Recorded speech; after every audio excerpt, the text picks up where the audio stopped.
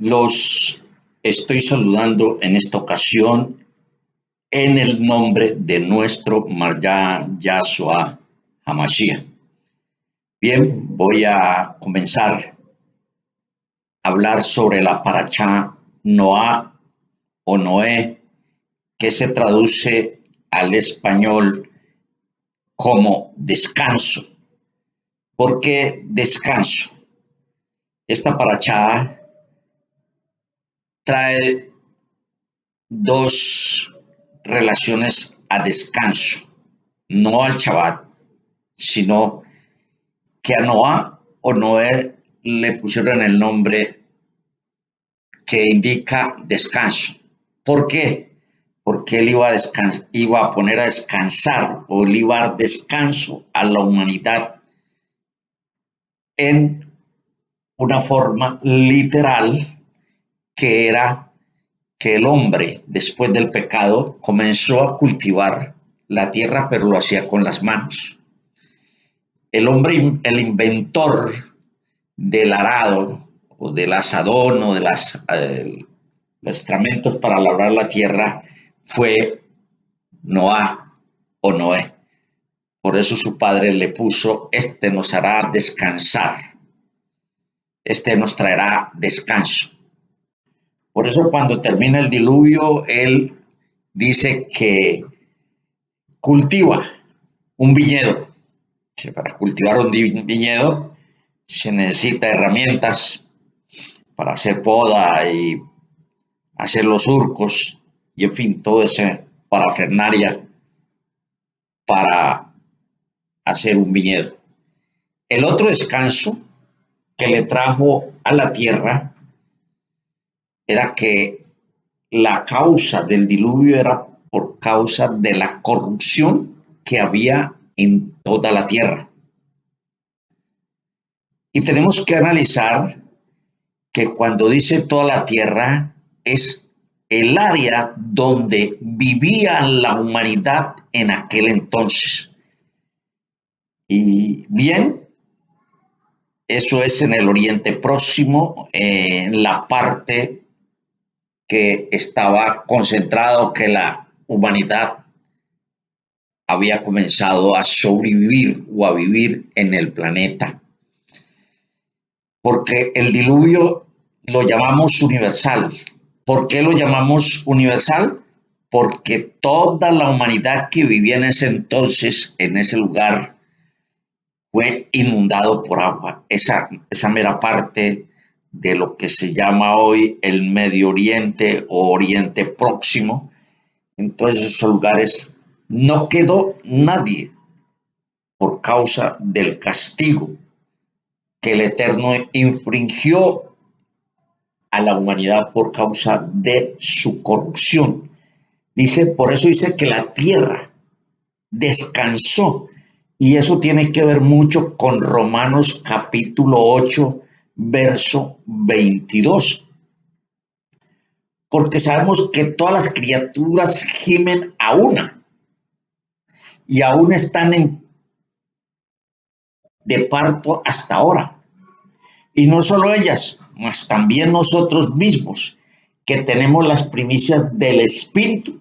Nosotros también gemimos dentro de nosotros mismos, esperando la redención, la adopción, es saber la redención de nuestro cuerpo, ser liberados de este estado en que nosotros vivimos, para tener un descanso, para poder vivir un descanso. Por eso dice que la gente cuando muere está descansando, es un descanso, fue a descansar, o sea, descansar en el sentido del peso que tiene la humanidad de ver las aflicciones y todo lo que la humanidad sufre. Estoy hablando del justo y también del no justo.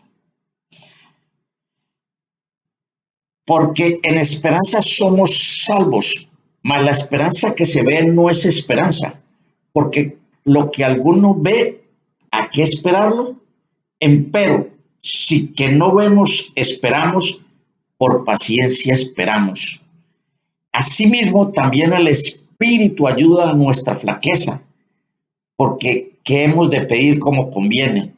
No lo sabemos, sino que el mismo Espíritu pide por nosotros con gemidos indecibles. Mas el que escudriña los corazones, Yahshua, el Todopoderoso, sabe cuál es el intento del Espíritu, porque conforme a la voluntad de Elohim, demanda por los santos. Y sabemos que a los que Elohim ama, todas las cosas les ayudan a bien. Es a saber, a los que conforme al propósito son llamados. Porque a los que antes conoció también predestinó para que fuésemos hechos conforme a la imagen de su Hijo, para que Él sea el primogénito entre muchos hermanos. Y a los que predestinó, a estos también llamó.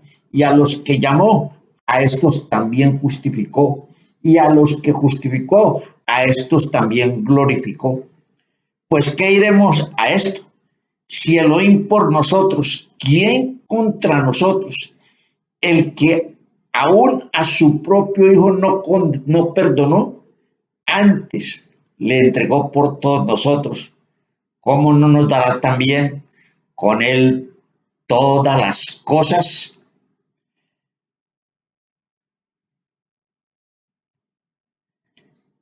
Qué casualidad de que acabamos de leer estos textos en Romanos capítulo 8, versos 22 al 32, 10 versículos, sean tan paralelos, tan similares, tan precisos, iguales o idénticos con lo que es la parachá de Noá o Noé, o llamémoslo descanso.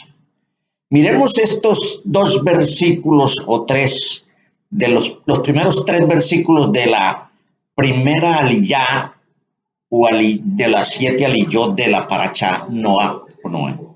El verso 9 dice: estas son las generaciones, o estas son las historias, o este es el toldot, o la toledá, o la toldá de Noá. Noé, varón justo, era perfecto en su conducta. Con Elohim caminó Noá. Dice, estas son las historias, esta es la vida de Noá. En el hebreo la palabra varón es ish. Ish es una palabra que está indicando un título, y ese título lo da el Eterno. ¿Cuándo lo da el Eterno? Cuando el Eterno llama a una persona, a un hombre o a una mujer, la llama para comisionarlo o para encomendarle algo, o para que haga una obra o para que lleve un mensaje. Ese hombre, ese varón es que tiene un linaje, tiene un título que el Eterno mismo le da, que es Ish. Eso de varón, o que digan el hombre simplemente el hombre humano, el carnal, el que vive en el mundo, sin ley, sin el mandamiento, sin la Torá, sin el conocimiento, sin la obediencia, sin el temor al Elohim que hizo los cielos y la tierra, es un hombre natural. Pero varón es aquel que el Eterno llama. ¿Cuándo lo llama? Cuando Él es justo, cuando Él es temeroso, cuando Él es perfecto delante de los ojos del Eterno, cuando el Eterno lo justifica, lo santifica y lo llama para que haga una obra. Por eso dice la Escritura que no hay otro hombre con gracia, que no hay otro hombre justo, que no hay otro hombre perfecto como Noá no lo halló en esa época. Por eso lo llamó varón. Ish.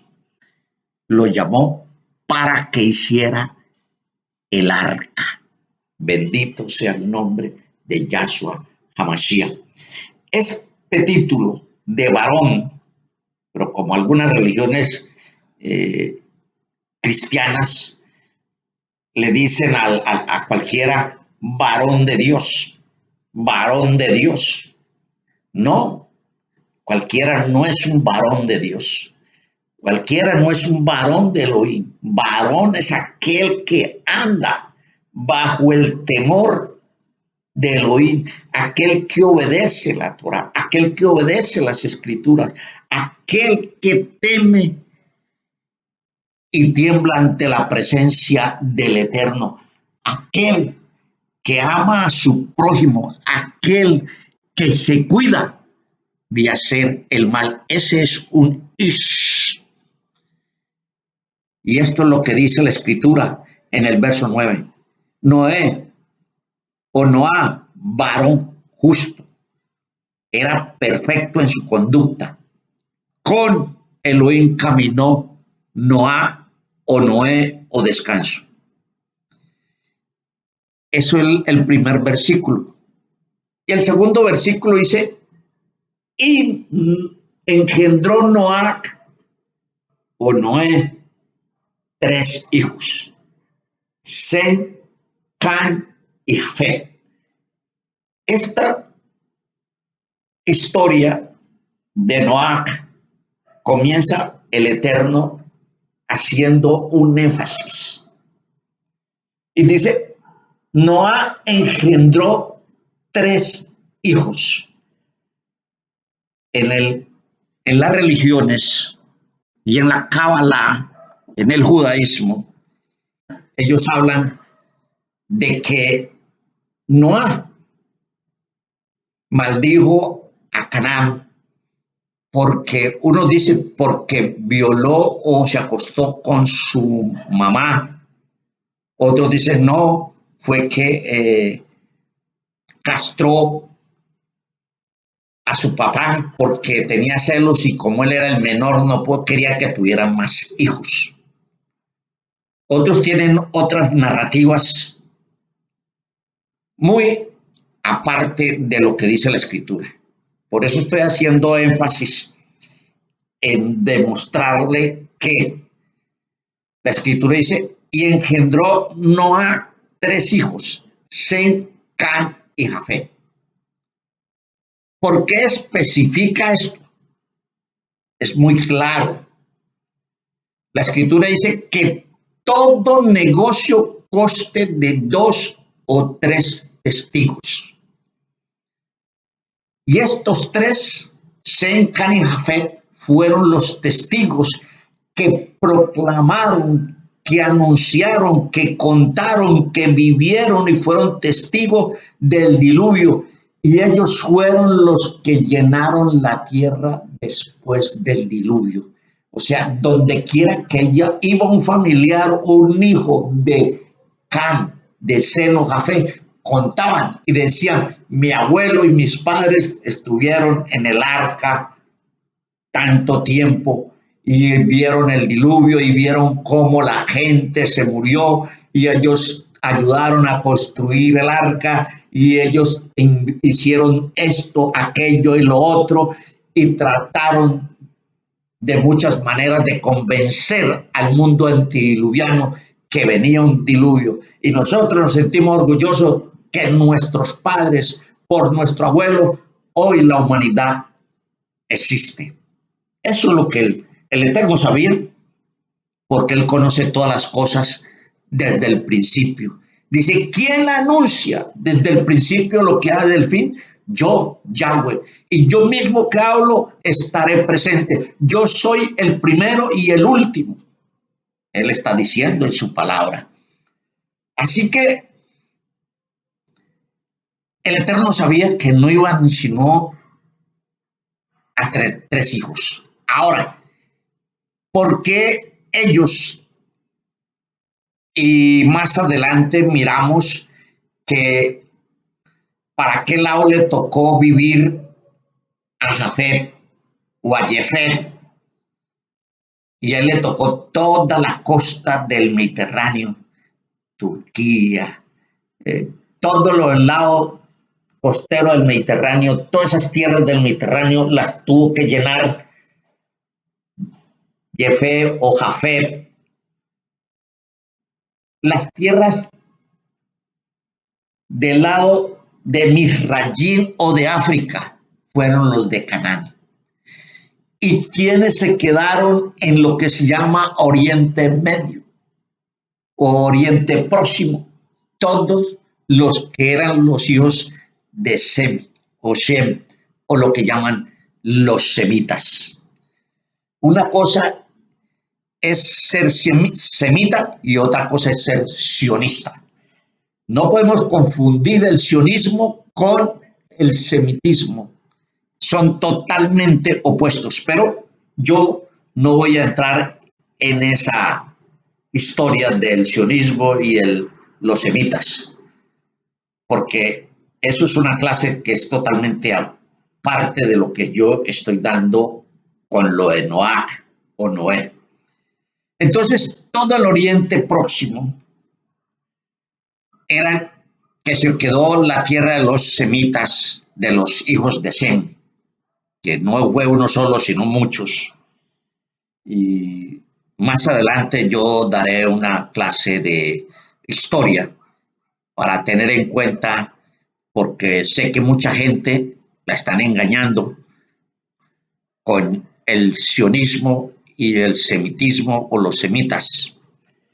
Y eso es importante aclararlo para que tengamos en cuenta hacia dónde vamos, quiénes somos y dónde estamos. Bendito sea el nombre de nuestro Marjá Yahshua Hamashiach.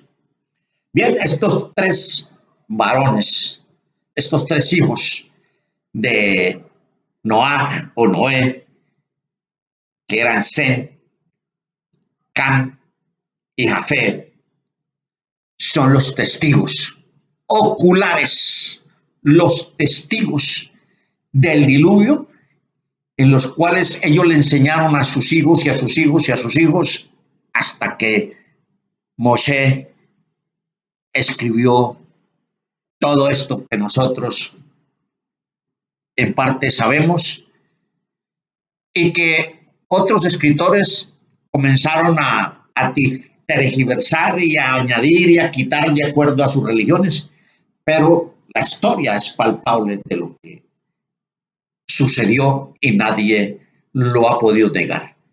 Y voy a reiterar que el diluvio no fue en lo que es América, solamente lo que era la parte de Europa y lo que era la parte de Medio Oriente y lo que era parte de África, fue porque América no había en ese momento población. Bien, entonces esa es la parte introductoria de Noah. Y dice la escritura, y se corrompió la tierra delante de Elohim y estaba la tierra llena de violencia. Podemos ver en la pantalla la palabra en hebreo que está escrita y dice tishahet. Esta palabra se traduce y se corrompió. Viene de la raíz del arameo chahat, que es podrir, corromper. Hay en el hebreo también otra palabra para decir corromper o podrir o dañar, pero esa otra palabra indica que, por ejemplo, se me descompuso, se me pudrió el carro, se me destruyó el carro. Tengo la opción de repararlo, de volverlo a arreglar, o se me dañó X cosa y él tiene arreglo. Pero lo que pasó con la época antediluviana está diciendo de un verbo que se llama chahab. Este indica que es corromper, destruir.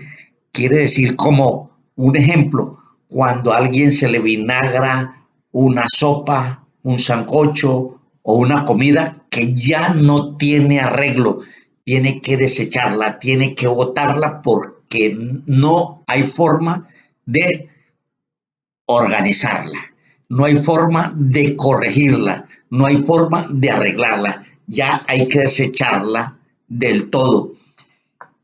Y esto es lo que está indicando cuando el Eterno dice, he decidido destruir a la tierra, a la humanidad, por causa de que se corrompió y se llenó de violencia.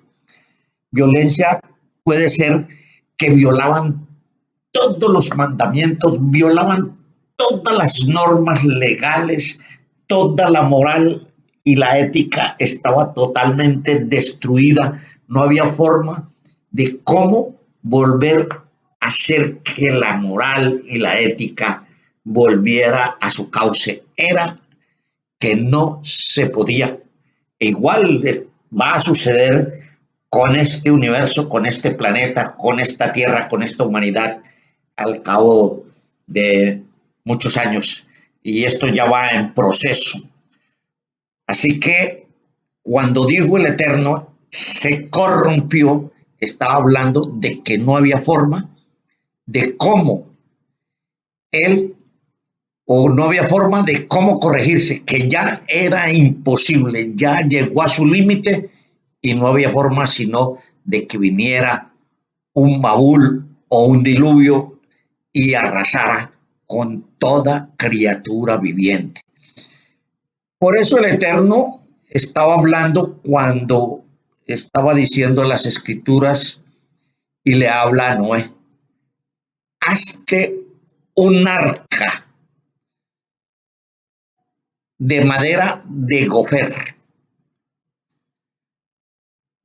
La palabra gofer, cuando habla de madera de gofer, y me he puesto a investigar qué significa gofer.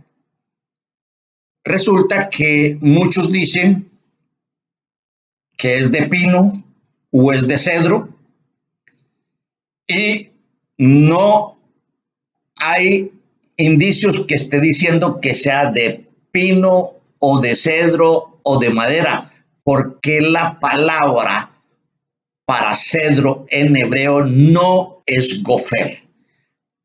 Y pues hay algunos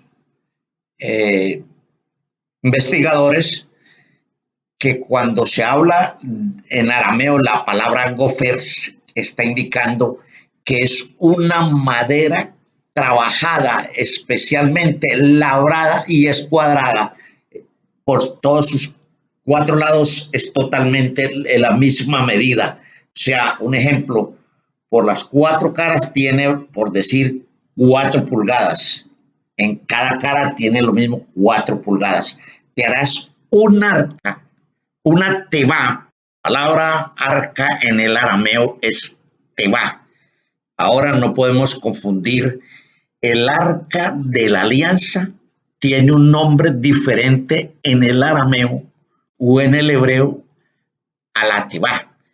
Teba es puede ser una canastilla como la que le hicieron a Moshe para ponerlo en las aguas del río Nilo, y la calafatearon, la hicieron de papiro y la calafatearon por dentro y por fuera y pusieron a Moshe ahí. Ese era un arca, una teba, era una teba. Lo que le mandaron a hacer a Noah también era una teba, no era una Aarón. Aarón es el arca de la alianza. Son totalmente diferentes en medidas, en diseño y en especificaciones y en nombre. La una es Teba y la otra es Aarón. Así que ahí no se pueden confundir en esto. El Eterno le dijo a Noá o a Noé o descanso, hazte un arca de madera de gofer y la calafetearás por dentro y por fuera con brea. Esa era la orden, pero hay que mirar lo que dice la Escritura.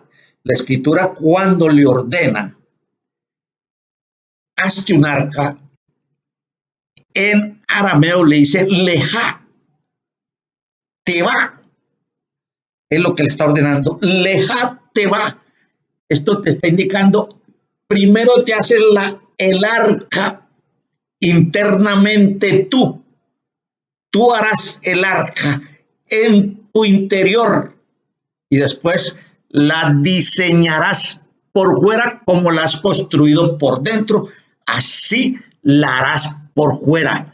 Por eso le dice la Escritura, la calafatearás por dentro y por fuera. O sea, cuando la hagas por dentro, cuando te la metas dentro del diseño y que la vivas dentro de ti, entonces la calafatearás por dentro y por fuera. Le dice en hebreo, leja te va, vete adentro de tu interior, hazte el arca con las medidas que yo te doy para que la hagas por dentro, para que la hagas internamente. Cuando la tengas diseñada internamente, la vas a hacer idéntica por fuera. La palabra harás aposentos es la otra ordenanza que el Eterno le dice a Noé. Harás aposentos. Y aposentos tiene dos formas, la literal y la simbólica o la forma espiritual. En las casas antiguas, en los tiempos de Yahshua, en los tiempos del primer siglo y antes del primer siglo de nuestra era común, las casas tenían aposentos y eran un lugar alto. Ese aposento era una habitación en la azotea con un acceso por una escalera exterior. Era un lugar privado utilizado para orar, para hospedar visitas importantes o celebrar eventos sagrados. Así que el Eterno le dice a Noé, hazte aposentos. Le está ordenando hacer dentro de su vida un lugar, un aposento o unos aposentos para su familia, que es un lugar de retiro, de intimidad espiritual y es el estado superior del hombre cuando entra en comunión con Yahshua. Y él mismo lo dijo, cuando entres a hablar o a orar con tu Padre, entra a tu cuarto, a tu aposento y cierra la puerta de tu cuarto y tu Padre que ve en secreto, que conoce lo que hay en secreto en tu corazón, Él te recompensará. Él le ordena hacer aposentos. Y esto es lo primero que el Eterno le dice a Noé. Harás aposentos o cámaras que se pueden escribir diferentes maneras dependiendo del contexto. Una forma de decir una cámara o habitación es en el arameo cheder. La otra palabra es ta, cámara o cuarto. Y la otra es Selah, cámara lateral. Por ejemplo, está escrito en Primero de Reyes 6:5. Allí encontramos lo que es Selah. La otra es Ma'alán, o sea, unos escalones. Y la otra es Kilim, también para denotar pisos o cuartos 1, 2 y 3. Eso está muy claro en lo que está ordenándole el Eterno a Noé, que haga el arca. Dice, leja te va, vete internamente y haz primero el arca dentro de ti y después vas a construir. Conforme la construiste internamente, la vas a construir externamente. Y vamos a mirar el por qué el Eterno da estas órdenes y cuáles son las consecuencias y por qué antes de hacer el arca de madera de gofer le dice que vaya a su interior y primero la edifique en su parte interna. Cualquier inventor o cualquiera que va a construir una cosa, él primero la hace en su mente.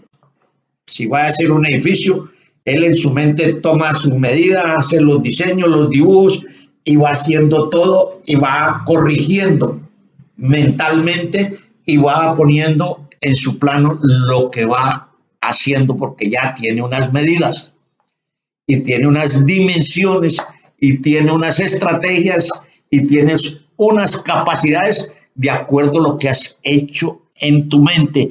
Porque si estás haciendo una casa para que vivan X cantidad de gente, tienes que programar cuántos cuartos y el ancho y todo eso sucesivamente.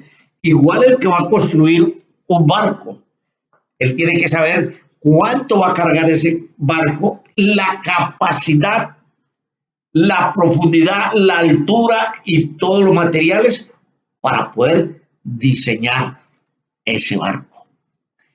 Igual, el hombre para poder llegar al milenio tiene que tener unas medidas, crecer a la estatura y a la plenitud de un varón perfecto que es Yahshua HaMashiach. Si nosotros no tenemos esas medidas, no podemos entrar al reino de los cielos. Bendito sea el nombre de Yahshua HaMashiach. Y todo lo podemos en Yahshua, que nos fortalece. Así que todo esto son medidas que van a tener unos efectos en nuestras vidas y que estamos construyendo la vida que vamos a vivir en el milenio y más allá del milenio, con las medidas que nos dio el Eterno, las cuales están dentro de las Escrituras y tenemos que hacerlas, debemos hacerlas y estamos obligados a hacerlas si queremos vivir con Él eternamente y para siempre. Toda la gloria, honra y alabanza es para nuestro Marjá Yahshua HaMashiach. Así que mi hermano y mi amigo, sigo hablando sobre la Teba o el arca que el Eterno le mandó hacer a Noé. Y los espero en la próxima clase porque vamos a ver muchas cosas que no tenemos claras. Por ejemplo, el plazo que el Eterno le dio a la humanidad antediluviana antes de viniera el diluvio. Las medidas que el Eterno le dio a Noé para hacer el arca y qué indican, qué simbolismo, qué información tienen esas medidas de 300 codos, de 50 codos, en fin, todos esos números que están allí, esos son unas enseñanzas importantísimas para nosotros y fue para el pueblo de Israel y el pueblo de Israel los vivió y nosotros también debemos cumplirlas porque esas están vigentes. Así que los espero en la segunda parte, diría, de esta parachá porque tiene muchas informaciones, muchas revelaciones y mucho conocimiento que nos van a ayudar en nuestra vida espiritual. El Eterno les bendiga y les guarde, y que la paz, el shalom que Yahshua te ha ofrecido, esté tú disfrutándola las 24 horas, los 7 días de la semana y los 365 del año. No solamente tú, sino con toda tu familia. Así que el próximo capítulo de la Parashá es la continuación de la construcción de la Tebá. ¿Y qué es lo que él hizo y qué beneficios trajo en la vida de él y en la de su familia? ¿Y qué beneficios te trae a ti y me trae a mí construir esa Tebá o arca?